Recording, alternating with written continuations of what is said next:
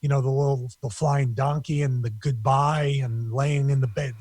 Dude, they did a perfect job of presenting it as like the end of like a Pet Cemetery. I don't want to Barry Horowitz it too hard, but isn't that what I laid out of?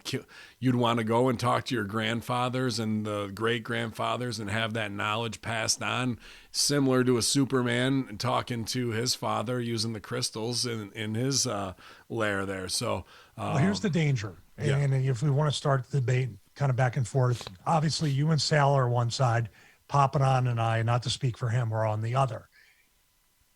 I just see like, I see the benefit of it, but I also see how it can be manipulated and how weak the minds and the what am I say, the willpower of people the human fragility. Is our psyche ready to be able to handle that? Because we're not out of it. Right. You're not like, and this is also in Ray Bradbury novels, like The Veldt, where they have these smart houses where all the walls are whatever you can imagine. And this plays into the Neuralink of Elon Musk. So what if a mother is in some lamenting thing and she can't get out of this psychosis, and now she's just surrounding herself with her dead child's presence all the time? There is a danger of people not being able to take it in a dose and get closure or escape to a reality where you're in this. I mean, it's a very dangerous and powerful mind control experiment and device. I see Dude Bud wants us to talk about the Wu-Tang flu. We're definitely going to cover that as well. There's just so much going on this week, trying to get as many topics going as we can before Tim joins us and we can just shut up and listen because he's so damn smart. Well, the thing with the coronavirus is that very disturbing footage of them spraying buildings and spraying all these things and then claiming that it can live for 3 days after it leaves the body. So if you touch a railing, a doorknob, it will still be there for 3 days. They still haven't quite talked about what exactly it is and how exactly it came to be. Yeah, I mean, we tried to cover with what little internet information where people are like, oh, there's 2015, 2018 patents on it. You know, Zika and those and all those are versions of the coronavirus too. Coronavirus is a more hierarching, overarching thing, but those were transmitted into humans. You know, that was when swine flu and all that kind of shit.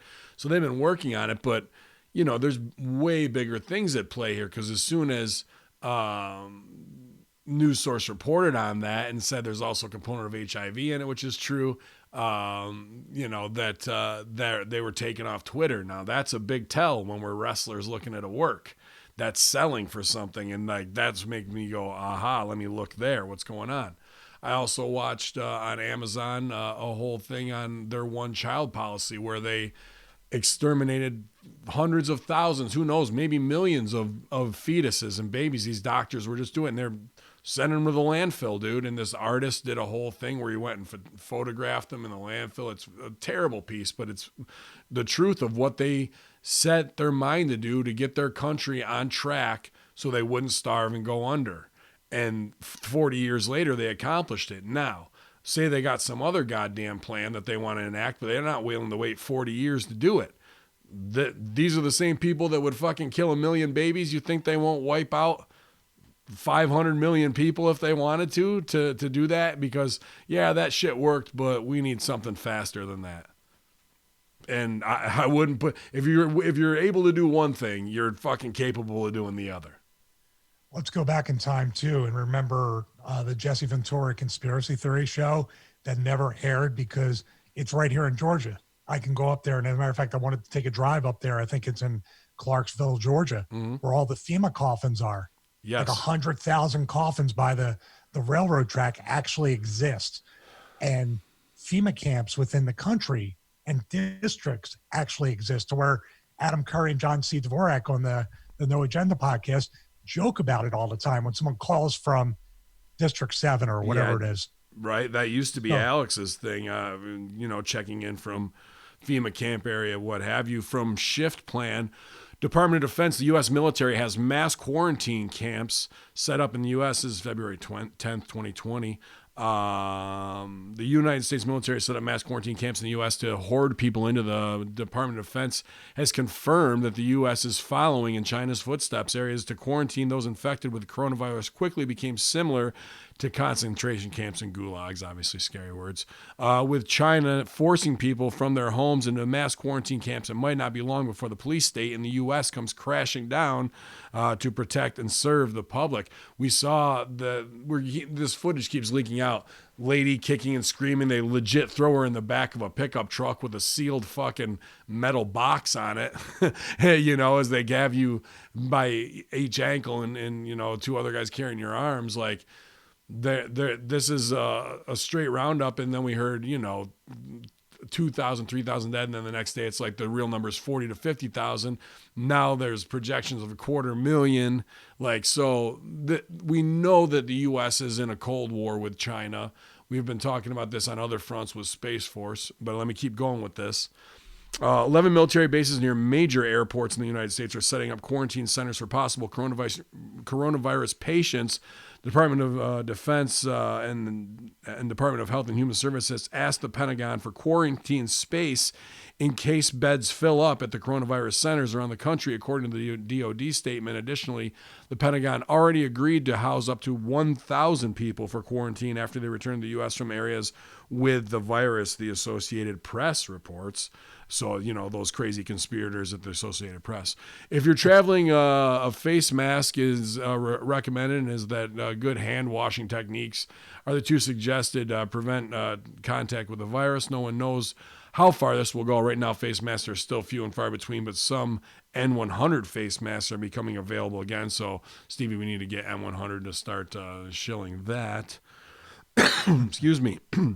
As of this writing, there have been 40,651 official and confirmed cases of the virus, and the death toll has surpassed that of SARS at 910. The U.S. government is eventually going to use quarantining that infected as an excuse to round up people into camps, and when that happens, if you're healthy and tossed in a camp with a bunch of people infected with the coronavirus, well, I probably don't need to tell you. Oh, so he's writing levity into this. These FEMA plans surpass everything. I mean, we talked Agenda 21, Stevie, when it was really just you and I kind of in the beginning. And this is a subsect of that. Also off of the Bill Gates stuff that we talked about, where they were in that 201 plan. It was about health and control over that kind of stuff, man, for inoculations and whatnot. So these are the masters, the Bilderbergs, the high levels, doing what they want to do and having the reason to do it. Here's an interesting question. Do you think, because there are a lot of people that are anti-vax, that they seem to be growing a lot. Sure. Do you think that could be some kind of precursor that activates something like this? In theory. Yeah, well, I mean, if you couldn't get a whole generation when they were kids through through whatever reason, right?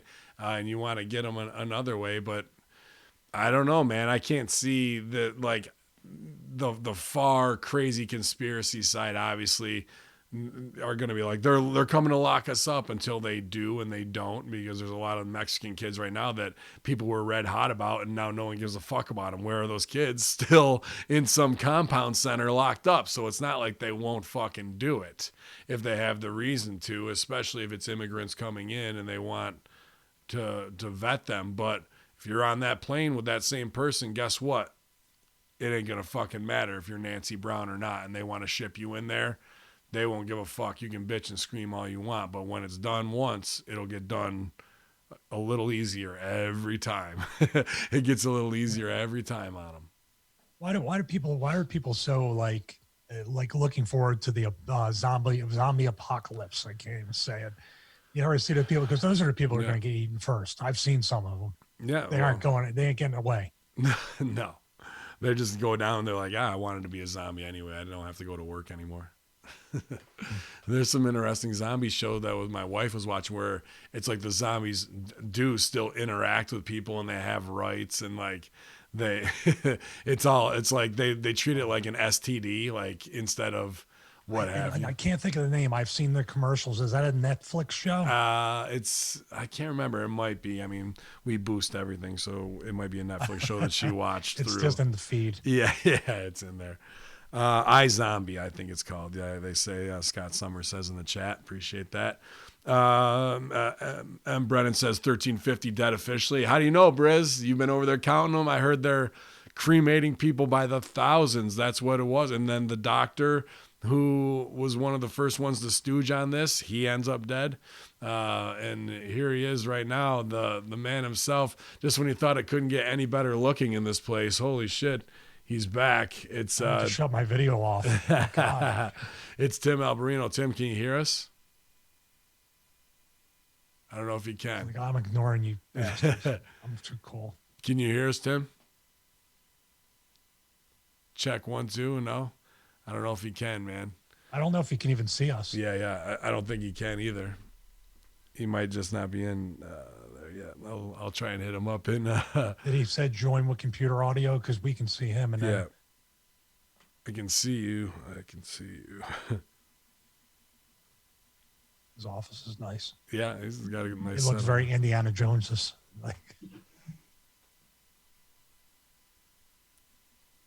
Not sure if you can.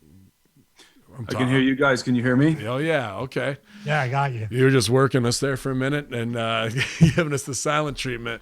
You did No, the there old was, being there at the was, gym with the headphones, like they're not on, but people are talking about you. Yeah. There was a window that popped up. I didn't see it. I had to click accept. So All good, man. Just to say, when it couldn't get any more better looking, the whole room changes again, and I'm the ugliest girl in the room. So welcome back, man. I know you're not taking a lot of interviews, and unfortunately, 2 of our Horseman brothers have family engagements. So thanks a lot for joining us, Tim. this is the first interview I've done in over a year. Yeah, man. I enjoyed our last talk so much. I decided I couldn't pass on a second go at it. Excellent, man. Well, we'll triple threat tonight. It's Stevie Richards and I. Glad to have you back. Great to be with you, gentlemen.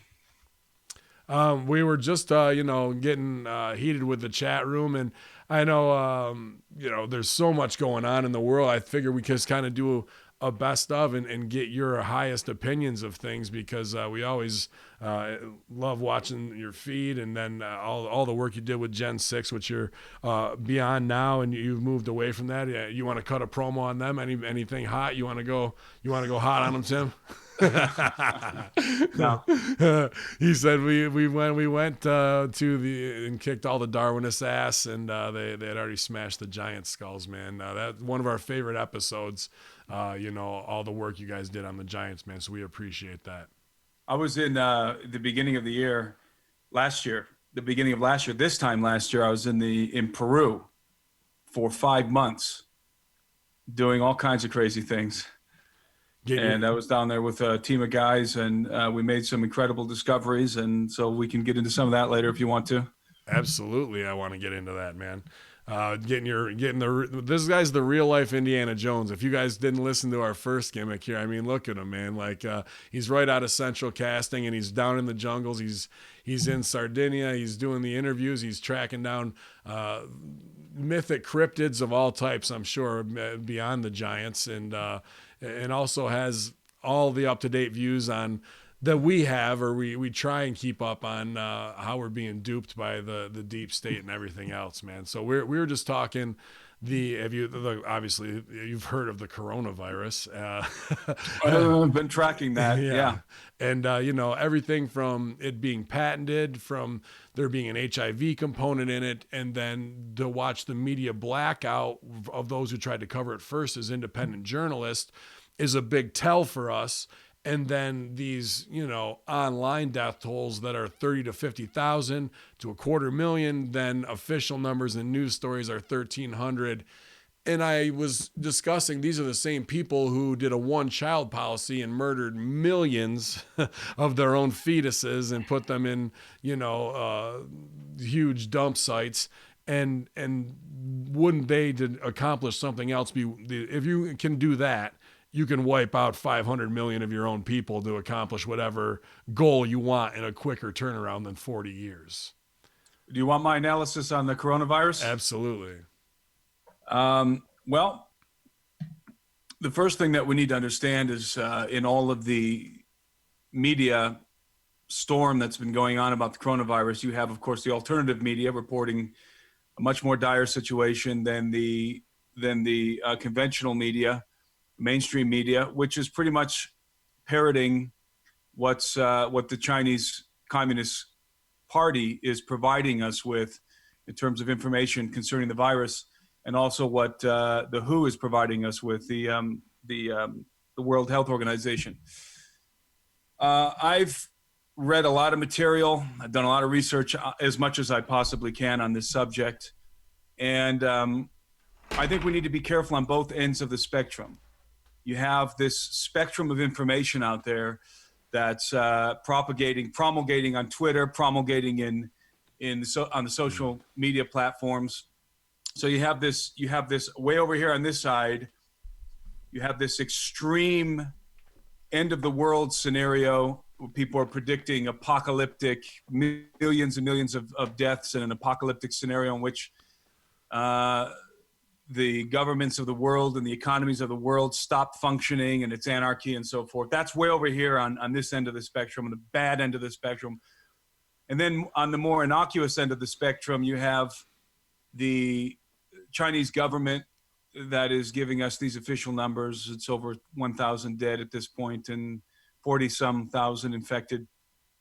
And that's pretty much what the mainstream media has been presenting, although they're not doing as bad of a job as I think a lot of people are saying, because they are making it known that these numbers should be doubted because they're coming from the Chinese Communist Party. So everybody's aware that you can probably add a zero to whatever number the Chinese are giving us. And on this end of the spectrum, it's a disaster for China. It's a calamity for the Chinese people, but not necessarily for the world. So you have these two ends of the spectrum. And I think that, for me, very clearly, the truth of what's actually occurring is somewhere in the middle. I don't think we're in the kind of an apocalyptic scenario that a lot of people are predicting, prognosticating, and I don't think it's what the Chinese Communist Party says either. Yeah. There's a number of things that people, I think, forget or perhaps don't know related to this virus that you have to factor in. If you don't factor this information in, then you are going to come out with this very bleak apocalyptic prognosis. I don't think many people are aware of the fact that these cities, Wuhan and these other cities in China, have some of the most polluted air on planet Earth. There's a lot of pulmonary problems in China just due to the pollution in the air.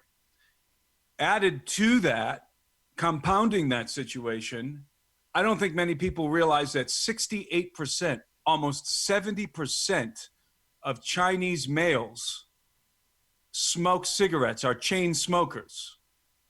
I mean, that's an astronomical number. Yeah. Well, more than half. You gotta say you love that viral video of chain smoking fat Chinese baby. That's one of the best ones.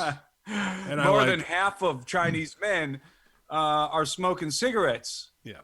So combine those two things together without adding in this virus that causes pneumonia. Yeah. And then on top of all of that, the coronavirus, it appears, and it looks like the preliminary data is pointing to this. I haven't seen anybody dispute this claim yet. Could be false, but I haven't seen anybody dispute it yet. It appears that Asians are more susceptible. They're prone to this virus. They're predisposed to this virus, Asian males, because apparently they have 5 times the amount of the kind of cells in their lungs that this virus attaches itself to. So that's a really dire scenario for the Chinese. Yeah, even predisposed got the pollution in the air. They've got a smoking problem, so their lungs are already shot, and they're genetically predisposed to this virus. And that is why we're seeing the kind of reaction in China, these draconian measures that they're taking. It's devastating the Chinese. But outside of China, I think there's only 2 deaths at this point, with hundreds of cases. and we've got a couple of cruise ships. One of them sitting off the coast of Japan, that are basically those are clinics right now for this virus. Scientists are watching those. Virologists are watching those vessels very closely, because we're going to get real numbers out of those cruise ships. Regardless of what's going on in China, those cruise ships are going to tell us exactly how bad this virus is. That's your living petri dish with your real analytics in real time. That's exactly what it is. Yeah. And you've got a mix of people on those ships. You've got Europeans, you've got Americans, you've got Asians, you've got a mix of genomes on that ship. And so we're really going to see what exactly how deadly this virus is. We already know that it is extremely contagious. There's nobody disputes that fact. Nobody. The mainstream media, the CCP, the Chinese Communist Party, nobody disputes the fact that this virus is exceedingly contagious. So I think what we're dealing with is an extremely contagious virus that's not extremely deadly. It's deadly, especially if you have pre-existing conditions or if you're elderly, and especially if you happen to be an Asian male who smokes a lot, living in a polluted city. I think the death rate in that scenario, let's say in Wuhan, is going to be much higher. The fatality rate inside of Wuhan. So we cannot base our prognostications off of what's occurring in Wuhan. I think that's the number one thing. People need to step back. Do not base your prognostication off of what's happening in Wuhan. You're going to get this apocalyptic, dreadful scenario. And I don't think that reflects reality. Those cruise ships reflect reality. And also, we've had 13 cases of the coronavirus in the United States so far, up until today. Now, those are the cases that have been confirmed. Not a single one of those people have died. In fact, I read today, every single one of those people who were infected with the coronavirus, all of those Americans, some of whom are no doubt Asians, probably the majority of whom are Asians, had a mild case of the virus. And nobody has died of this virus except for, as I said, 2 people outside of China, and they were Asians. I think one in Hong Kong and one in the Philippines. So we know that thousands of people from Wuhan and from specifically from Wuhan traveled out of the country before this virus hit the news in the way it is now. I mean, so my question. Go ahead. So you got to wonder right now, okay, if this virus is this contagious, and it is, we know it's that contagious already. We know that this is extremely contagious. Why are we not already seeing the emergency rooms in the United States and Europe, in different parts of Africa and different parts of Asia? Why are they not being flooded with people not being able to breathe, especially the elderly? Yeah. So something's off here. It can't be as apocalyptic as people are predicting. And then also, remember that we are in an election season. Exactly. And you've got a few people right now that are campaigning. You've got Klobuchar, or whatever her name is. You have Sanders, and you have Elizabeth Warren. Those are senators. They were briefed on the coronavirus. All 3 of them were briefed on the coronavirus during the impeachment in the Senate. They were briefed. They got very good information, better information than you and I are going to get about this coronavirus.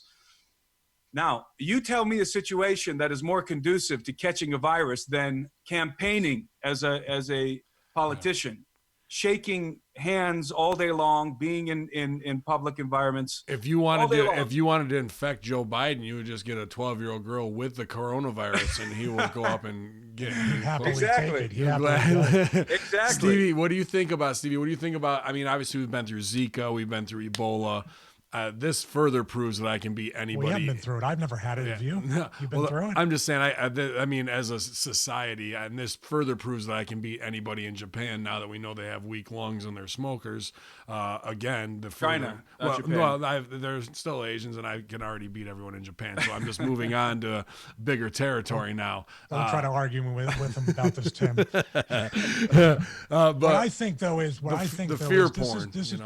this is kind of how people, like Tim had said in the beginning, that you're either getting the super low numbers that are being covered up, or you're getting the apocalyptic numbers, which I think causes what we call the Nancy Browns, the casual people that watch the news, to shut off from it, to just blind themselves to the entire thing. I think the more telling thing is that the numbers for just people that die from the regular flu every year, you're talking about the elderly, you're talking about how you contract pneumonia, your immune system is not strong enough, all these factors. And then you talk about the people that die every year from flu shots. These numbers would scare people probably a lot more than the 13 people that contracted the coronavirus and did not die from it. So it's pretty weird how we're able to be scared of this coronavirus, but not scared of the things that actually pretty much do occur every day within our walls. I think the fear around this virus for people who've been watching the news, and not just the mainstream news, but the alternative media, is the notion that it is a biological weapon. And I lean in that direction, definitely. From day one, when I began to track this thing, as everybody else was, it had, for me, it had the hallmarks of a biological weapon. And I think that when you look at all the data and you compare what people are saying across the spectrum, it's becoming evident that the narrative that this came from, that this jumped over from a species of bat or armadillo or something like that is unlikely. You have that level 4 biolab there in Wuhan, and this virus seems to be, unfortunately, we have the Harvard professor that's connected to that lab in Wuhan, where he was funneling $50,000 a month to these secret labs to get that lab set up via Harvard. Exactly. Where they bring him in to be like, so every asshole who sends their kid to Harvard can say, I'm learning from a top, bioengineer from China, and they can ooh and ah about it. But the reality is it's a total espionage job to funnel money back and start this shit up black market style. Exactly. I could just follow up a question on this, Tim, and you could follow your bioweapon theory. It's kind of strange how nobody's talking about the protest now in Hong Kong. Yeah, that was, I was going to say, the other thing to shut it down. You want to fucking get them off the streets and start spraying? Well, I can't remember who said it, but somebody once said that you never let a good crisis go to waste. So I don't think that Rahm Emanuel. I don't think that the Chinese manufactured this crisis, but they're certainly not going to let it go to waste. They are, I guarantee you. I mean, talking about the Chinese are masters at manufacturing. That's what they do. That's all they know how to do is manufacture. They're certainly going to use this as an opportunity to get rid of some of their political enemies. We're talking about the Chinese Communist Party. This is a very aggressive political regime. They've been aggressively persecuting Christians and Muslims and all kinds of different religious people in China, and certainly people who have different political views are, without a virus even in the scenario, are already persecuted in communist China. So you put the virus into that scenario, and they're forcibly quarantining people. They're going into these quarantine centers, alive and well, and coming out the back in body bags and being burned. So this is a very convenient moment in time for China, for the Communist Party, to get rid of its political enemies. And it certainly shut down the protests in Hong Kong. However, this is not going to be beneficial to the communist regime in China, because the Chinese people are already really pissed at the government. They feel like the government has mismanaged this situation already. They feel they don't like the strong arm tactics that the police are using and that the army is using. Everybody in China is very upset, very distraught over the death of that whistleblower, the young guy that died, the doctor. I think we may be looking at the beginning of the end of the Communist Party in China, at least this particular regime. The social media score shit is out of control. We watched the guy from the one thing on his WhatsApp where he had commented, he was stopped and it was some registration thing on his way home on his car. He commented to his friends privately there was some bullshit. They went and got him, tied him into like a cage, like he was sitting in a tub with roll cages on it, and he had to say, "I'm sorry, uncle," to like these 3 different cops that like on a little board right there to humble himself so he wouldn't go to prison, man. Like some strange shit. People don't realize how oppressive this regime is. It is exceedingly oppressive. Yeah. And I do not believe that the Chinese manufactured this, what I believe to be a biological weapon. There's no proof of that yet. I think that though a reasonable analysis of the facts, I think would cause a person to lean towards the biological weapon analysis and conclusion. And but what's really interesting is the person who's the best briefed on this right now in the United States is President Trump. At least one of the people who's most accurately briefed on this situation. I'm sure everything's going to go perfectly fine with that. I mean, but President Trump he's got a meeting. He's going to India soon. He didn't cancel that trip. And he's also out campaigning. The president of the United States is mingling with tens of thousands of people right now. He's campaigning, he's shaking hands, he's taking pictures. Okay, that guy's being briefed every single day on the coronavirus outbreak. But at the same time, you have in the United States, you have the Department of Defense, basically the Pentagon, overseeing the quarantine operation that's happening here. So these people with coronavirus are being quarantined on military bases. On military bases, not in hospitals, on military bases. So I think we have, like I said, I think we're somewhere in the middle here. This is not the apocalyptic scenario that a lot of people are pushing. And by the way, a lot of those people are making millions of dollars right now selling food and gold, and masks and all that. That's what before you came out, we were like, what can we hustle? What can we hustle? Exactly. So, but on this end of the spectrum, it's not what the Chinese are telling us either. What the government's telling us either. We need to be very careful, be very sensible about this. And the fact that the Department of Defense is operating the quarantine, I think is a clear indication that this is a biological weapon. This is a national security issue. Mm-hmm. It's not just a CDC health issue, it's a national security threat. And that's why the military is handling it. So yes, it's a biological weapon in my estimation. I think they probably stole it from either us or the Canadians. And, they dropped the vial or something. And they screwed themselves. I don't think they manufactured this on their own. I think they're trying to develop an antibody to it, or maybe weaponize it themselves. And now they unleashed it on their own populace. They're using it. They're using the crisis to their advantage to get rid of political dissidents. However, I think that when the smoke clears, probably in about 6 months from now, I think that the Chinese people are going to rise up against this particular regime.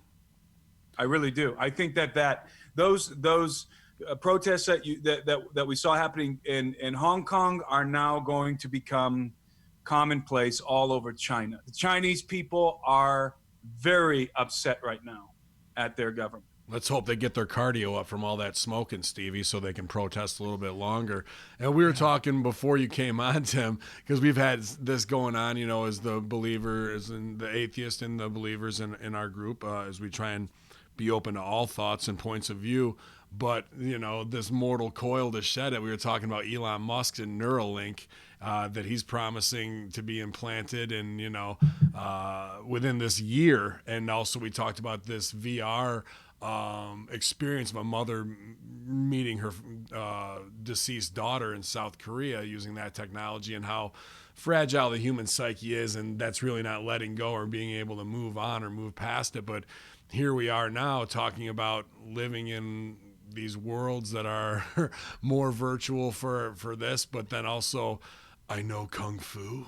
The Keanu Reeves Matrix upload to our heads. Stevie, you want to go in on it? Go for it, man. Well, I can see the benefit, but as a believer and as somebody who has a perspective, basically the lines are kind of split. It's usually Sal and Ben, and then popping on to myself, Tim, and have spirited debates and still love each other in the end. And that's the whole thing about disagreeing, with respect, to other people's opinions. I just watched that VR thing with the woman and her deceased child, which played out and tugged at my heart, and the emotion and just, being able, it just speaks for itself. Anybody that's listening or watching, you have to go watch it for yourself. But I pictured the movie Inception. I pictured other things of people that wouldn't want to ever come back from that virtual reality, from that world, and how somebody can manipulate that and use it for evil purposes as well. What they would use it for, I'm not quite sure, but there's always good intentions and good benefits that get turned and militarized into something for more nefarious reasons. Yeah, I think that I think right now we're on the cusp, and I've been saying this for the last couple of years, but it's true, and it's going to be true for the next decade. We're on the cusp of an entirely new era, and this virus, I think, is an indication that is in fact true. An era of the genetic revolution is going to happen with the genetic modification. We're talking about personal enhancement. It's going to start with developing genomic medicine that's going to be replacing defective genes and repairing defective genes and so forth. But I think it's going to move into full-scale genetic modification enhancement, and that's going to cross over into cybernetics. That's going to cross over into virtual reality scenarios. That's going to cross over into nanotechnology. This is the age that we're in right now, and it's not going to stop. You cannot stop it. You cannot stop the progress, this kind of progress. It's called the technological imperative. Once we discover technology that is useful to us, that is beneficial to us, either commercially or, more importantly, militarily, the development of that technology is inevitable, absolutely inevitable. No matter what, you can put restrictions on it, you can try and slow it down, but it will be inevitably developed. And the best example of that is the atomic bomb. The atomic bomb is a weapon with which we could literally destroy the human species on planet Earth. We could destroy the Earth. The United States military and the Russian military we both had enough atomic weapons during the Cold War to destroy the Earth many times over, absolutely eradicate life on this planet. And that's a technology. We knew what the potential was of the atomic bomb, as soon as we developed it and dropped it in the desert Southwest of the United States. But yet we continued to perfect it, and so did the Russians, and to make it even more powerful. And this is a weapon that, if in the wrong hands, that's the kind of scenario that you're talking about, an apocalypse. And yet we've got thermonuclear missiles all over the Earth, positioned and pointing at different nations. The Russians are pointing them at us. We're pointing them at the Russians, and the Chinese certainly have Russian subs right off the coast of North Carolina as recently as last week. Like the Atlantic coast, not as secure as it once was at that time. Exactly, and this is the reason why, by the way. To sort of finish my thought, the development of technology is inevitable, even if it has the capacity to eliminate the human species off the face of the Earth. It is inevitable, and that applies to all kinds of technologies. But thinking about the atomic age that we just came out of, and we've got these thermonuclear weapons.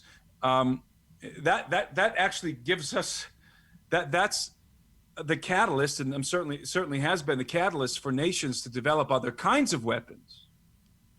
Sure. Biological weapons that can be deployed without killing everybody, without eliminating the whole species. And so the development of thermonuclear weapons in some way catalyzed, to some extent, I should say, catalyzed the development of biological weapons. And so all of these technologies are just going to progress, inevitably progress. And they're unstoppable. The development of technology is unstoppable. And if we wipe ourselves out with atomic weapons or with biological agents, humanity will start over with sticks and stones and build up to the point where they could do it again. But would you Tim Alberino, get the Neuralink to be able to upload all the information that you'd like to be able to have, and or the transhumanism of shedding. We don't off. need this guy to be any smarter, more handsome, or speak better than us. Let's not get too far ahead of I was trying to set it up for us three to have a kid together, use all of our genes together, have the perfect facial hair, Indiana Jones style, and blue eyes, Stevie, and you screwed it all up. But no, I'm, the baby. That's right. That's right. If you're plugged into let's say the matrix of the future, and you're downloading the ability to be a top-notch martial artist, what else are you inadvertently downloading? I mean, if you can acquire abilities, what kind of virus could you get then? That's the kind of virus, your Windows virus. Yeah. Now you're talking about the same kind of viruses that infect computer systems can also start to be integrated into these future technologies and really screw with your brain, or even drive you to madness. Who knows? It's certainly the future. It's coming, and the short answer to that question again is no. I wouldn't put anything into I don't even like the idea of virtual reality, because people are already so detached from reality as it is. Virtual reality, I mean, look at social media to some extent is virtual reality. People are living virtual lives. It means more to people how many likes they get on Facebook than going out and actually doing something in the world that gives them satisfaction. That's a mental disorder, is what that is. Sure. It's a mental disorder, and it's a mental disorder that's been caused through the technology of social media, and by the way, it's having massive ramifications in the millennials and in the generations behind us. Massive ramifications. We're just now beginning to understand the consequences. And the suicide rate is through the roof now, and people are committing suicide because other people are saying mean things about them on social media. This is happening routinely. So when you get into the next level social media environment, which will be virtual reality, imagine that. Not only will you be liking people's posts, posting things yourselves, and taking pictures of yourself on Instagram, you actually be able to enter a virtual world with an avatar, virtual avatar. I don't see anything good about that. I mean, I think it's going to turn the human brain to mush in the future. Well, I mean, yeah, I was going to say, this is how we make our whole brand, is insulting people in a virtual realm, Tim. You just described my business model.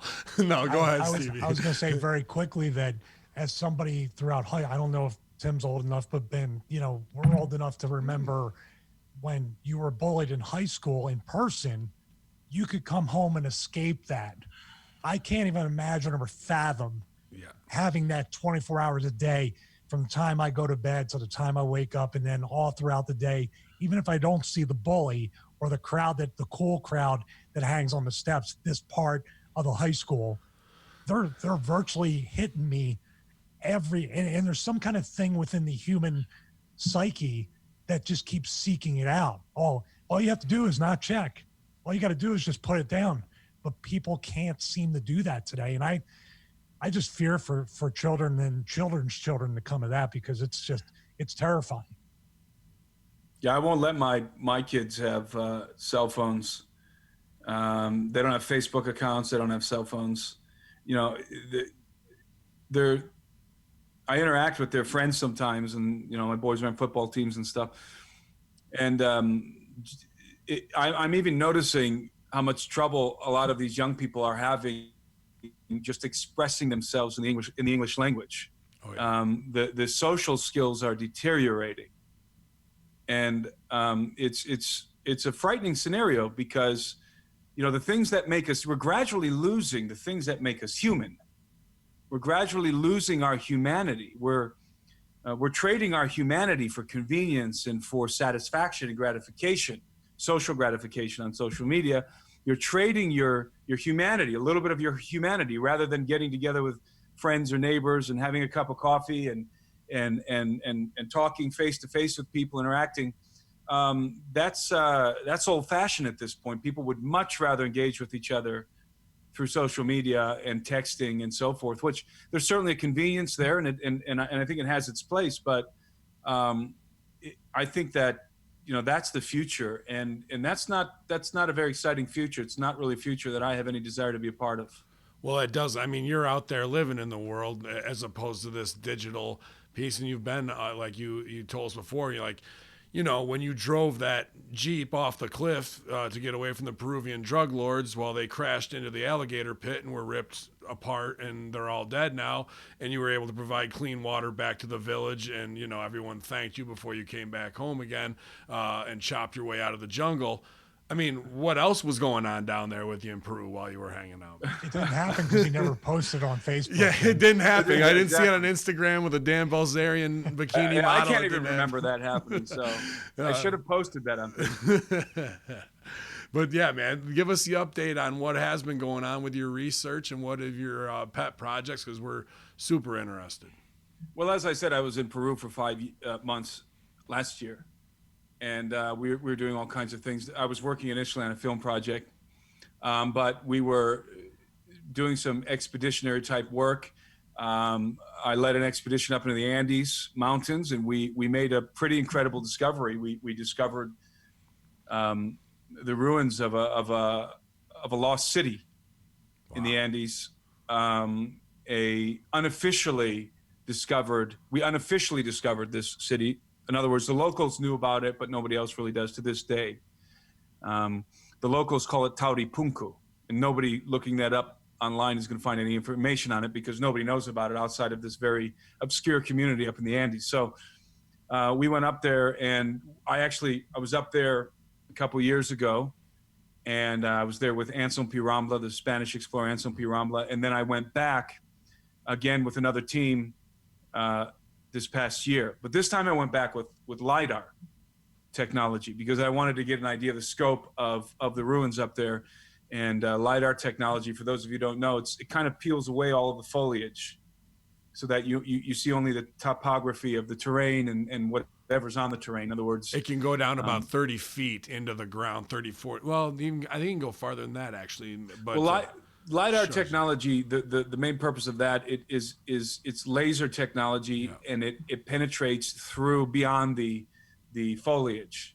So if you've got a heavily wooded area, forested area with ruins underneath, you can fly LiDAR over and peel away the foliage and the vegetation to see the actual constructions of stone and brick or whatever. Well, just a side note, because I was looking actually to buy, I was saying, how can I get my hands on one? Around here, my parents' house, they dug up to put in a new barn garage, and back in the 1800s, it was a funeral home, and they found old marble tombstones from soldiers and whatnot that were there underneath. So I wanted to have them do my family's whole property to see, who knows if there's a bunch of 1860s tombstones underneath there. So I have a weird need for a LiDAR guy, if you can. Were you looking for LiDAR, or were you looking for ground penetrating radar?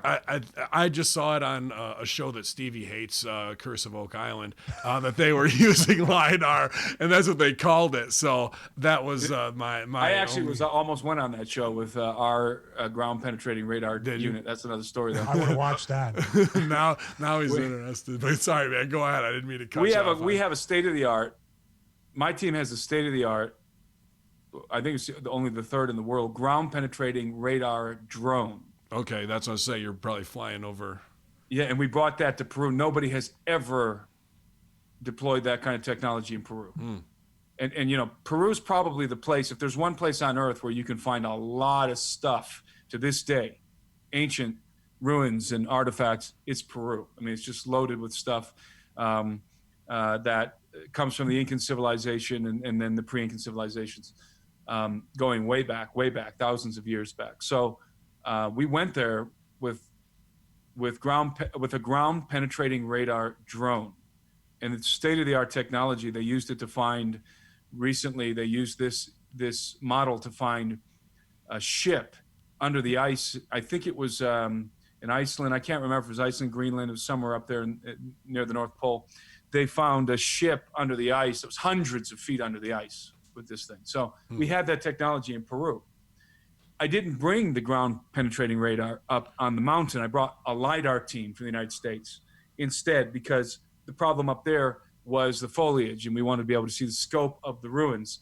Turns out that we went up there, with donkeys and stuff, and hiked up the mountain, and the LiDAR equipment, the LiDAR guys, ran into an unusual situation in that their drones were just dropping out of the sky. They brought 3 drones, very expensive drones, with the LiDAR connected to them. And for some reason, those drones, there's some kind of, almost like there was we never verified this, but it was almost like there was some kind of a magnetic interference or something up there these drones weren't able to fly. And and just falling out of the sky. I mean, we'd literally be hacking through the woods trying to get to some ruins and look up and watch our expensive drone that we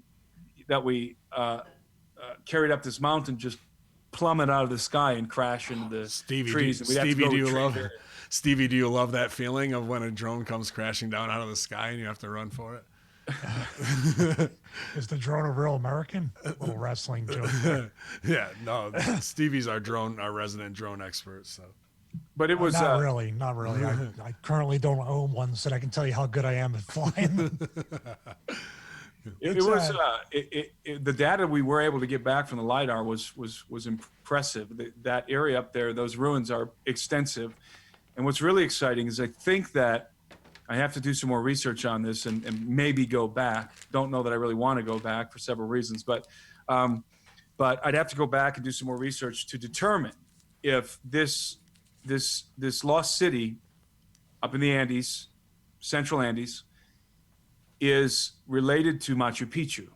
I think it is. In fact, I think it's aligned with Machu Picchu. And it's very Machu Picchu-esque when you're standing up on the mountain looking down over the ruins. The configuration of the mountains and so forth is very similar to Machu Picchu. So if it is related to Machu Picchu, it's a very significant find. I haven't published the data yet. I haven't publicly disclosed the find yet because we're still working on developing a TV show or a documentary series or something, and I don't want to jump the gun. So we're kind of just holding on to it for now. But it could be very significant.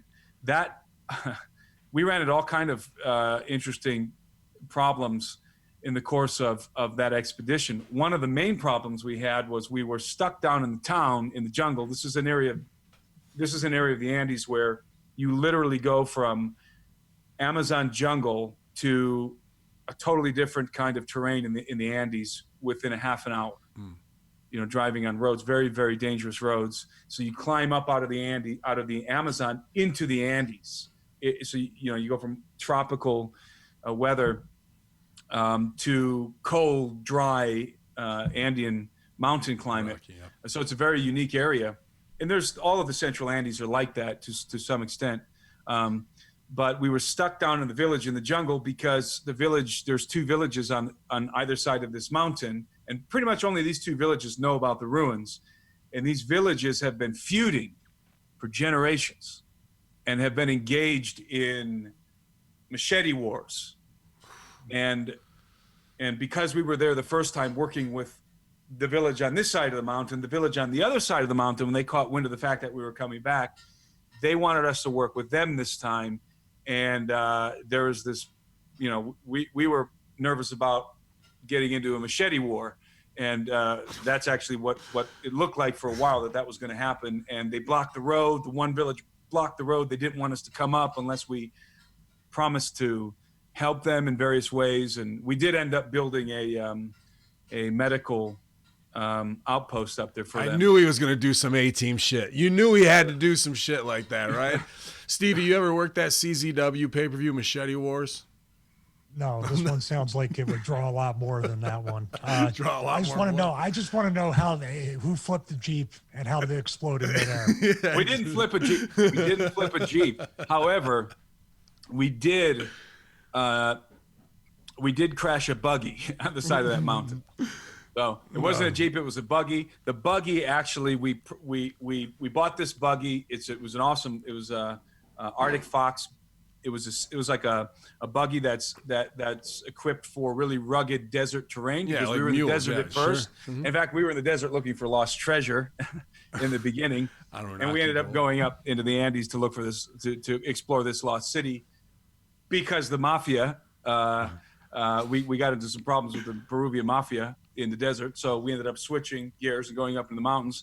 And when we took the buggy with us, because those roads are super dangerous. I mean, 1,000 people a year die on those roads up there. They're dangerous. And, sometimes your wheel is 6 inches off of the road and hanging off of the road. And it's just a sheer drop, hundreds of feet. I don't like it up there on those roads, but so I decided this time I'm going to take a buggy up there, because screw going up there in a truck, and everything was going great. We're flying up the mountain in this buggy, and then it got on an incline, and it just the cables in the transmission just snapped on me, and so we had this buggy broken down on the side of a mountain, in this obscure area in Peru. And so I ended up having to get in a truck and going up the mountain anyway. But so, yeah, we didn't flip a Jeep, but we definitely did destroy a buggy on the side of that mountain. That's sketchy stuff all the time, man. Go ahead. No, I wanted to have a question, because you're talking about all these kind of like wild things that are happening that are very unpredictable in the middle of the Machete War, these battling villages, the Peruvian Mafia. How much time did it take to prep before you were taking this excursion? And then how much of that was like, holy shit, we didn't prepare for that? Like, what percentage turned out to be like, we got to call an audible and figure this out as we go along? That what you just said describes pretty much the whole experience. I had to manage every day a new problem, every single day a new problem. And I was running logistics. I was running the whole thing, and putting the expeditions together. And I had to manage a team of 20 people. We had 20 people on this team. And so every day it was some weird thing happening. And sometimes we had the team divided in different parts of Peru, trying to manage that whole scenario. A partner of mine, a guy by the name of Gary Haven, who's a multi-billionaire, really, really adventurous guy. You talk about a guy that's straight out of Central Casting. Yeah. It's Gary Haven. He's a cigar smoking billionaire, super adventurous dude. And he's really fearless, and he's a pilot. And so he was flying us around in Peru in his airplane, so we were supposed to have this cargo plane. That's Gary's cargo plane. And, we were going to be able to load up all our dirt bikes on it and our buggy and fly all over Peru in this thing. And it broke down in Peru, the airplane. The wheels wouldn't retract. It was a mess.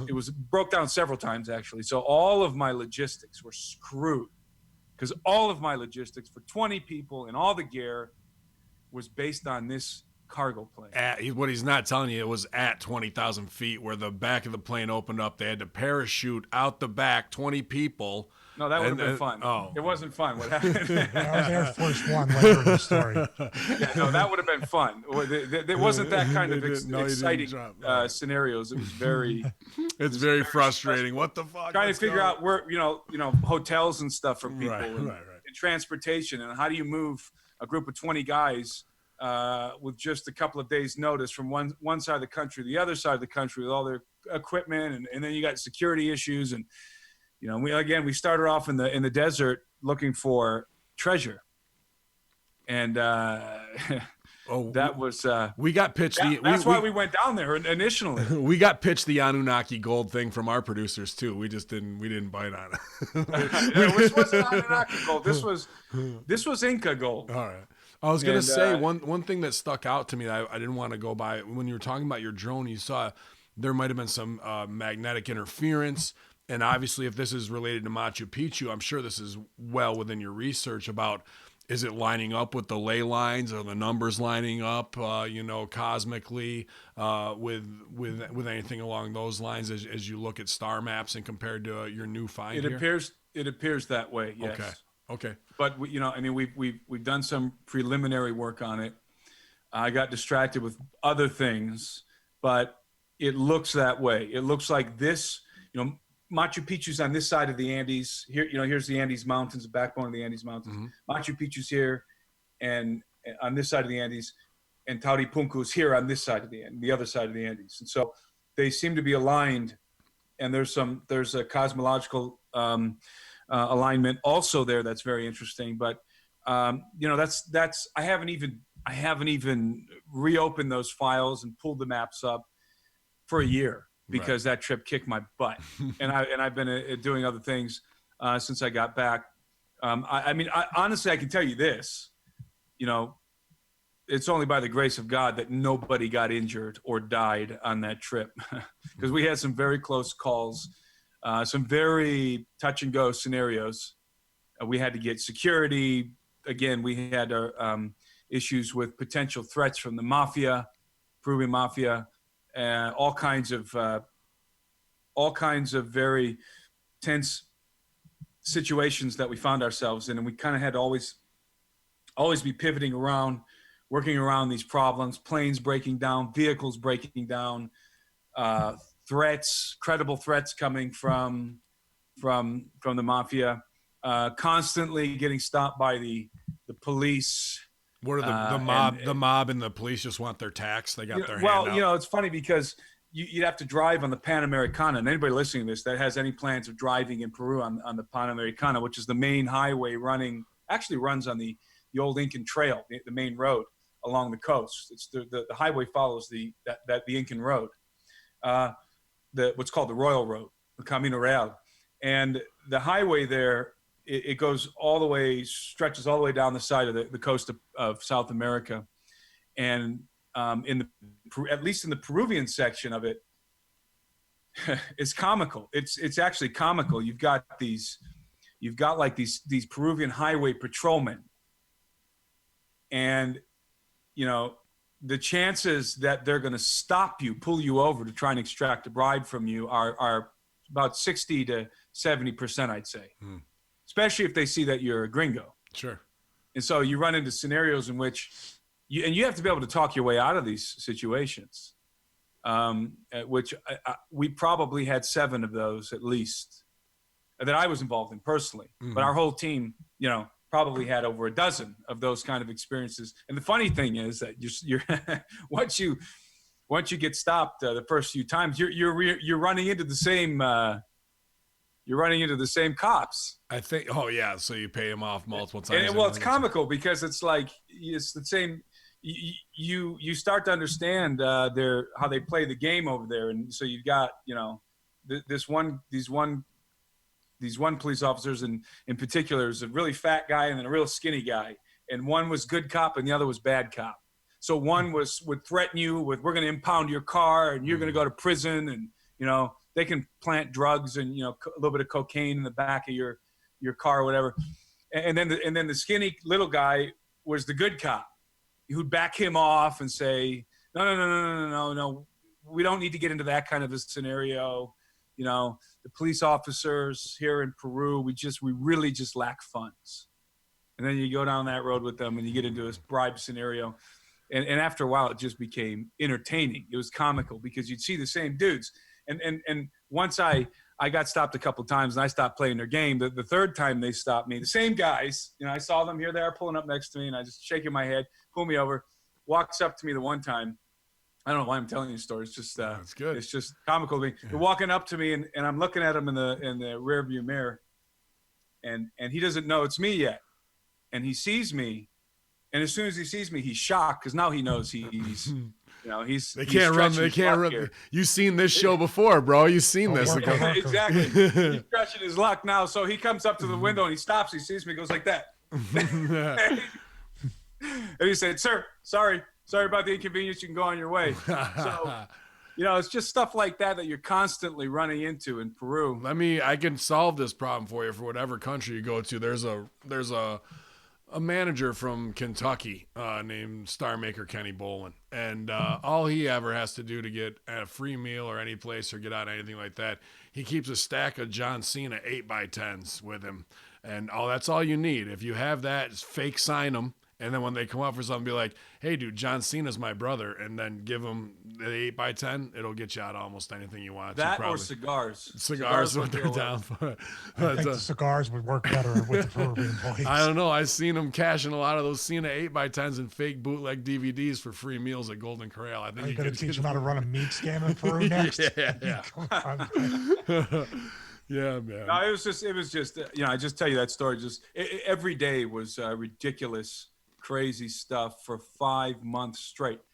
Some of it was fun. Some of it was adventurous. Yeah, man. A lot of it was just absolutely stressful and very touch and go. Well, at the end of the day, what gives is the biggest thing of what we talked about, whether it's transhumanism and VR, dude, you're out there making a moment in life, not just for you, but for 20 other people who you got home safely while trying to do the work that you are so passionate about and having a family and keeping your own brand and research going, man. And you're the exact kind of person we want to be in communication with. And so thankful that you decided to come back and join us. Unfortunately, all 4 of us couldn't be here tonight, but it's been awesome catching up with you, dude. I really appreciate Absolutely. you making time. No problem. Are we out of time? I got a secret thing that I watched your videos, the presentation, the Luciferian, the stuff on YouTube, like the Luciferian one and other ones. And I look at my wife and I go, there's no edits. He's just speaking the entire time. You know, you have the quick cuts like on YouTube. I'm like, he's doing it all in one take. Look at this. It's incredible. That's just somebody. Well, I've been off the radar for a year, doing all kinds of stuff. I got a book coming out soon. I actually suspended all interviews until my book was done. You guys are the only interview I accepted. And because obviously I want to be able to talk about my book, but I've got a book coming out that I'm working hard to finish it, to publish it by the spring. A lot of people have been waiting a long time. If you're one of those people, it's coming, I promise. There's even people who pre-ordered the book a long time ago. They're getting an extra copy of the book when it goes out. So I've been working hard on this book.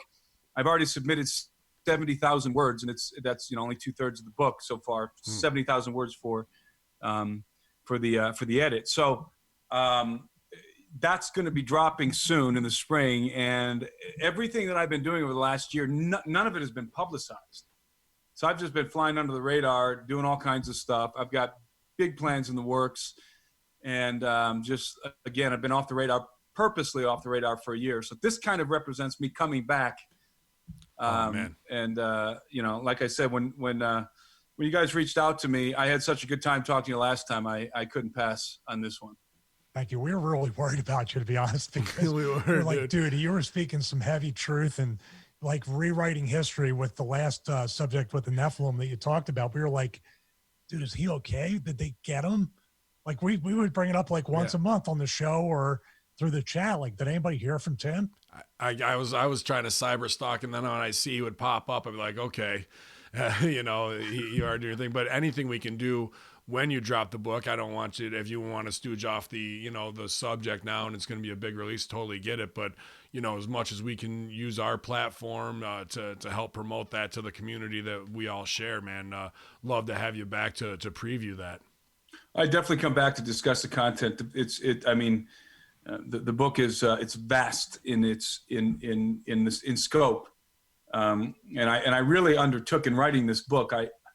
It's my first book. I've written a lot of things in the past, articles and the scripts for films and so forth, but this is the actual first book that I've undertaken, and I'm self-publishing it, self-editing it. I've got a proofreader, but I'm self-editing the book. And really what I did was I got into this subject matter, a very focused subject matter. And I thought, I'm going to write a book about this particular subject. And it's going to be a medium-sized book, and it shouldn't take me too long. I thought maybe it'll take me 6 months. So I projected that, even did some pre-sales on that, thinking it's going to take me 6 months. But as soon as I got into this subject matter, it demanded that I deal with a dozen other topics in order for people to understand how all of these things tie together. And so I couldn't help myself. I just ended up having to go all the way back to the beginning and take it all the way to the end. And I just decided, screw it. A lot of people told me, break it up into 3 books, break it up into 2 books. And I just decided it's all going in one book. And I want people to have an understanding from when I say the beginning, I mean the beginning, before the human species, all the way to the true apocalyptic scenario that's coming in the future. And it's not coronavirus. Right. So, so it was a monumental undertaking, and that's why it's taken me so long. Every day, every single day, I wake up and I write. That's what I'm doing when I'm not in Peru or something. So I've just been focused on that. But anyway, when it is done, when I do publish the book, I'd certainly like to come on and break down those topics. Dude. And I think you guys will find the content interesting. Oh, I say we do a whole special on it as a compendium to go along with it, man, of what you think is the most important takeaways from that. I think we'd be honored to have that on our platform for sure. And hopefully sell some big ass heavy books or ebooks if you guys are into that kind of reading, man. Stevie, go for it, man. Well, I mean, I still think you shouldn't give up on the male modeling career. I think you should try to pursue that in 2020. So, but no, it's been a pleasure. I mean, like I said, you came on early in the kind of the inception when we didn't even know this was really going to be the Conspiracy Horsemen show. You lent a great deal of credibility, and you've always been very gracious to be on here. It's just incredible. We call it marking out in wrestling. Like when you're on with somebody you're a huge fan of, and you kind of just realize like we consider ourselves to be kind of rough around the edges, right, Ben? Where nothing can really excite us because we're a little bit grizzled, but you're definitely one of the guests, if not the top guest that we have on that does excite us. So I definitely look forward to having you back, and definitely with the book, and if we can support it anyway, that would be great. Yeah, and there are some other things too that at some point, once I determine exactly what I want to do with what we've discovered, I'll be talking about, for example, just as a little preview, in the course of that trip in Peru with this ground penetrating radar we were talking about, never ever has any technology like that ever been used in Peru and in most other places. And our team discovered beneath a pyramid, I won't say which, beneath a pyramid in Peru that was constructed by very enigmatic and ancient people, we discovered a massive artificial tunnel, which I had the intuition that there was a tunnel beneath this pyramid, and we weren't really allowed to fly our drone around there, but we did. I said, fly that drone around that pyramid because there's something underneath it. And when we did, we made a pretty dynamic discovery. I mean, there's it really just confirms the hypothesis that what you see on the surface is not the most interesting. When you talk about megaliths, when you talk about pyramids, what's on the surface is just that. It's just what's on the surface. It's what's underneath these monuments that is really mind-blowing. And we definitely confirmed that in Peru last year at this time. Can I follow up with one last question? Absolutely. Kind of a big picture. I know it's probably not an easy answer, Tim, but what in the world is going to happen to make the history books change? What you're saying is extremely exciting to any young person in school that would want to keep following that online or with whatever interactive textbooks or whatever is coming in there. It's so static and stale and, quite frankly, wrong what everybody's learning in school. Like, when's that actually going to change? Who's the young Peruvian Mafia, Don, that's going to be on our side for once? There aren't any young Peruvian Mafia Dons. God damn it. Bunch of old sleek bags. To answer your question, that's a kind of a complicated question because let me ask you guys this question. How much time do we, is this interview pretty much over? I mean, if you want to go more time, man, that's fine. We've been trying to just tighten up the show because we've been giving them a lot of show. But so if you want to go 15 more, man, I got no problem. Sorry with to that. kind of like. Well, I'm okay. No, try to there's get no back problem into on my it. end. I've got plenty of time, but that question just kind of, it prompted something in my brain. But, when you talk about changing the history books, you have to understand that, first of all, a lot of the history in the history books is accurate.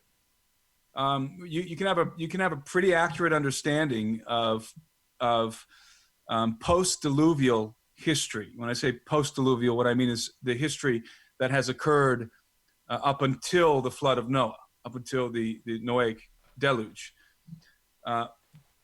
From the deluge beyond, that's where the real unknowns exist. That's where the real cover-up happens, and it's not even so much as of a cover-up as it is. There's no place for it in academia right now. Well, I just want to interject this because this is right in what you're talking about. We just did 2 shows ago, the Phantom Time Conspiracy, from 700 moving to 1,000 on the calendar because those rulers wanted to be there, and there's like faked documentation between that time period. I'm not sure if that's where you're talking about, in them messing up timelines or not. I'm talking about you have 2 ages of history.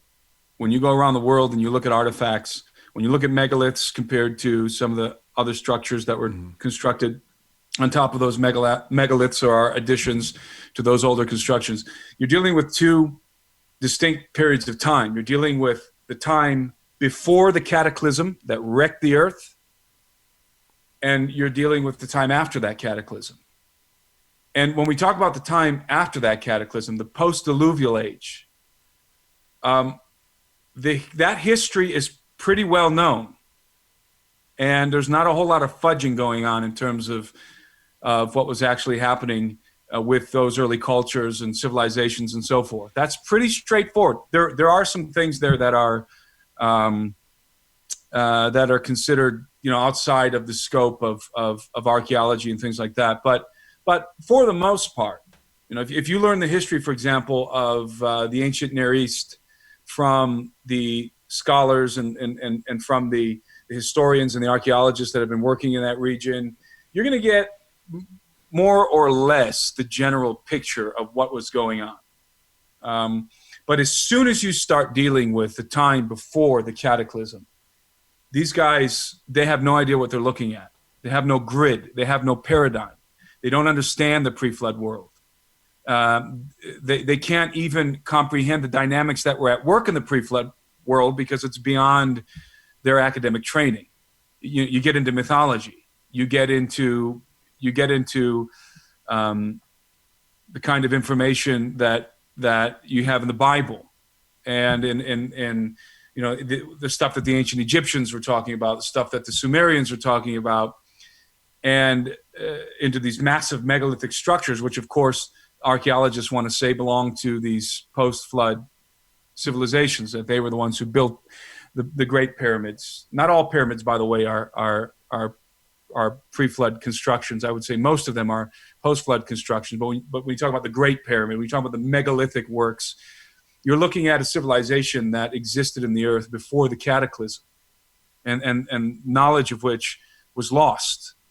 And so because the knowledge was lost, and you're talking about thousands of years ago, there's very little evidence. The only evidence we really have are these massive constructions, the foundations of these massive constructions that were built with solid stone. And that's the only reason why they even exist. It's the only thing that made it through this cataclysm. And so they have no paradigm. So at that point, that's where their knowledge ends. And their speculation concerning the distant past is totally askew. So that's a long way to answer the question, in that a lot of history that we have today in our history books it's Darwinian in nature. It comes from a Darwinian perspective. There's crossover from the theory of evolution, but you also have a Darwinian perspective of history. So in other words, that knowledge has been progressively accumulating. Civilization has been growing over time in terms of knowledge, in terms of technological development since the beginning. That it's this linear line of progression from, let's say, from the ancient Mesopotamians, from the ancient Egyptians, all the way to modern man. And that is true to some degree. That's true in the post-flood context. But if you go backwards in time, you get to what I call the tombstone in the timeline of history, which is the cataclysm. Mm-hmm. When you get to the cataclysm, all bets are off. You cannot look at the pre-flood world in the same way that you look at the post-flood world. It doesn't work. the methods that you use the methods that the archaeologists use, the methods that even some of the scholars use to try and make determinations about cultures and civilizations and stuff. Once you get beyond the flood, you're into new territory. You're into a completely different scenario, and these guys, they don't know how to process it. So is there a cover-up? Yes, but only at the very highest echelons.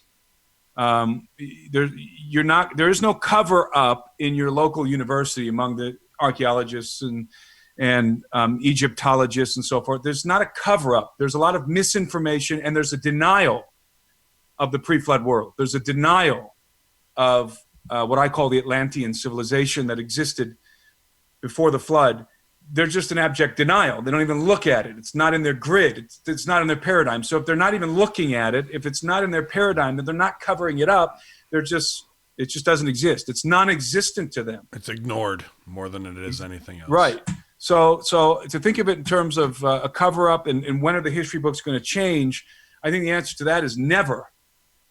I think really you'd have to find, for example, in terms of people to accept the existence of giants, you'd have to find an entire skeleton of a giant, and then you'd have to call in the guys from the universities, the archaeology departments, and they have to come in and take pictures and do testing and write peer-reviewed papers and all of that. And, maybe that will happen someday, but I really doubt it. Yeah. We're willing to go shake some people down at the Smithsonian, man. You don't got to go to Peru for this shit. You got some guys with hired muscle. Why do we always got to go and committing assault against like scientists? Because, dude, politicians. If Sal grabs a hold of somebody, you just got to get that intimidation. Their eyes are going to get real big, and then they'll tell you the truth of where the skulls are. They're down the hall in room 17B. The impulsive aggression of a professional wrestler. I love to see how it escalates. I love to see when a guy laughs in Sal's face and says, "Get your hands off me, you sweaty fat fuck." Then what are we going to do? Then let me tell you this, though, and I'll keep this really short. When I was in Peru recently, I was talking with an archaeologist.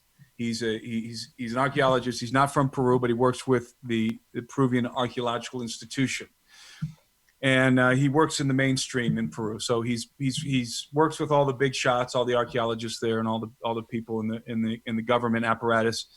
And this guy's not conspiratorial at all,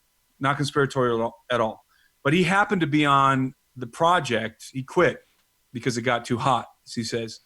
He happened to be on the project that popped up some years ago. What was it, 3, 4, 5 years ago? I don't even remember now. Of that alien mummy in Peru. Do you remember that? It had like 3 fingers, and it looked like a mummified gray alien, basically. It had these spindly arms and fingers and so forth. And it was featured on Gaia TV, and it was like a big deal for a very short period of time. And everybody came out and said, that's a hoax. In fact, I came out and said, that's a hoax. It looked like an obvious hoax. It had all the hallmarks of a hoax. And I was absolutely convinced that was just BS. And because of the players that got involved too. But what I didn't know was that those players only got involved at a certain point in the project. The project was actually in some very competent hands before it became publicized. I won't say who, but individuals in Peru who are explorers, very well-known explorers, very well-respected, who have connections to certain Masonic lodges in Europe. And these individuals were the ones to discover this mummy. In fact, they didn't discover it, they purchased it. And then they subsequently made some other discoveries of other mummies in a cave. And again, my archaeologist friend in Peru is telling me this, because I told him I thought it was all BS and so forth. And he looked at me and he said, normally I would absolutely agree. This guy didn't want to talk about UFOs. This guy didn't want to talk about giants. He didn't want to be on camera. If we mentioned a UFO, if we mentioned a giant, didn't want to be on camera. That's how conservative he is. But he pulled me aside and he said, look, I got to tell you though, I was on that project, that mummy. He said, we tested that mummy. We did DNA sampling. We sent it to, I think it was like 14 labs around the country, and they all came back non-human. And he said it got so crazy that they had, according to him, according to this guy, this is coming from him, who supposedly worked directly on that project. And again, it's a very conservative archaeologist in Peru. He said, as soon as word started to get out about this mummy, they had representatives from the Russian intelligence coming to talk to them, representatives from the U.S. intelligence community coming to talk to them. They had all kinds of interest from these intelligence agencies, not just the Russians and the Americans, but other agencies also. The Peruvian government stepped in and shut it down. And it was only allowed to move forward after it was officially debunked. And then it was given into very incompetent hands purposely, so that it would come out as this, this obvious fraud, and it would be debunked. So so what happened, what I learned, I didn't know this, found this out. And again, I thought it was 100% a hoax. I think I even said it on the radio, this thing's a hoax. And it looked like it appeared to me to be a hoax, and almost everything coming out of South America like that is a hoax. So that's my knee-jerk reaction, hoax. Yeah. I was very shocked to find out that it was in very competent hands in the beginning. And when things got hot, they let it go. They walked away. They dropped it and walked away. And including a couple of archaeologists who quit off of this project, they just dropped it, walked away. It was getting too hot. Intelligence agencies were coming in. The Peruvian government wanted to shut it down. But because the information had already leaked, they spinned it. They had to spin it to, They had to spin it to kill its credibility, disinformation campaign after it was a real deal. They had to put it into incompetent hands. They had to put it into the hands of individuals who are not reputable in the academic world, in the academic community, and they all agree. I was told that the Peruvian government and the United States, the individuals that came over from the United States from the CIA and different organizations, agreed to let it go forward as a hoax. It's a hoax. We're going to come out. We're going to publicly denounce it. And there's a lot of very interesting stories connected to that. So that was one of my shocks in Peru. Do I believe that mummy was authentic? I don't know. Having talked to my associate in Peru, my contact in Peru, who was on the project, and he proved to me, by the way, that he was on the project. Having talked to him, I went from abject denial. There's no way complete denial. There's no way that this thing is real, to now I don't know. I think I think that thing might have been the real deal. And so that's the kind of weird stuff that goes on in the background. People need to understand that when real things are discovered, vested interests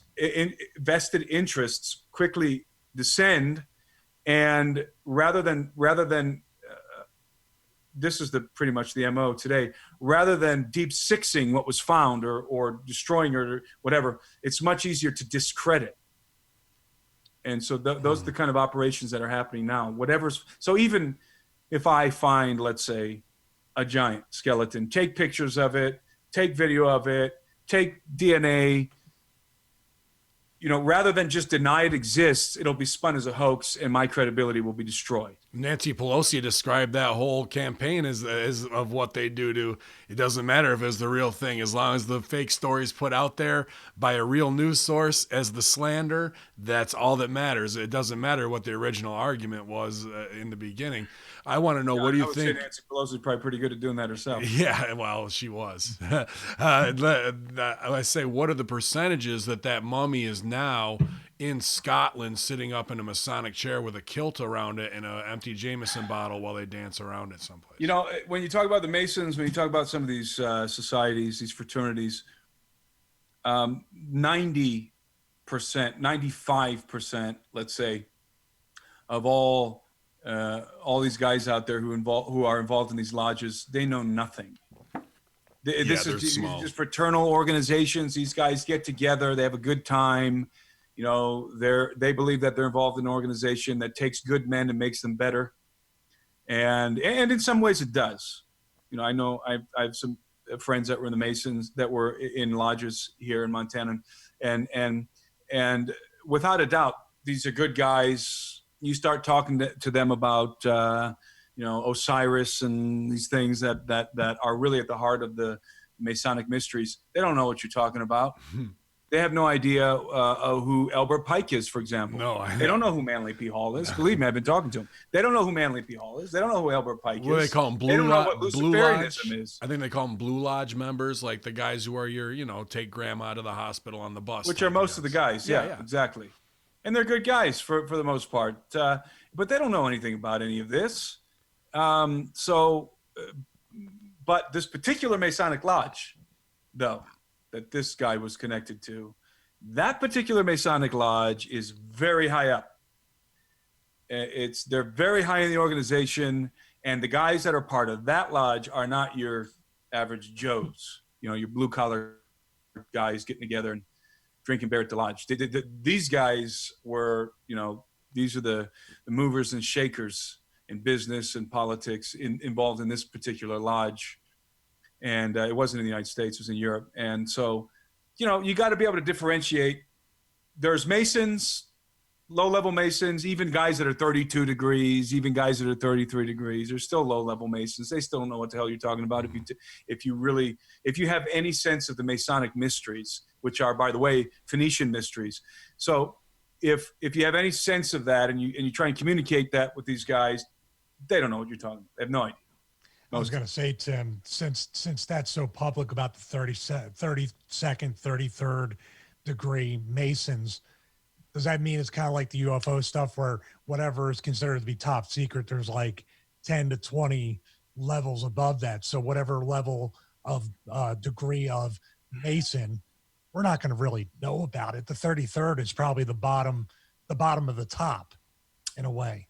I don't even know what the degrees. I don't even know how much importance the degrees have. What I'm really learning by interacting with individuals who are Masons and were Masons,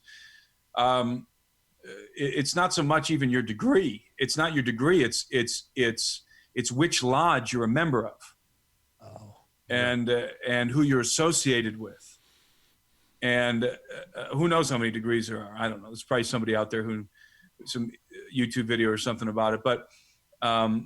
That's what I've learned because the guys, one of my friends in particular, I think he was 32. He was invited to be up into 33. He quit. But the reason why he quit was because the Masonic order, at least here in Montana, was getting very liberal, and which is kind of interesting. Getting very liberal, so most Masons are very conservative guys. So.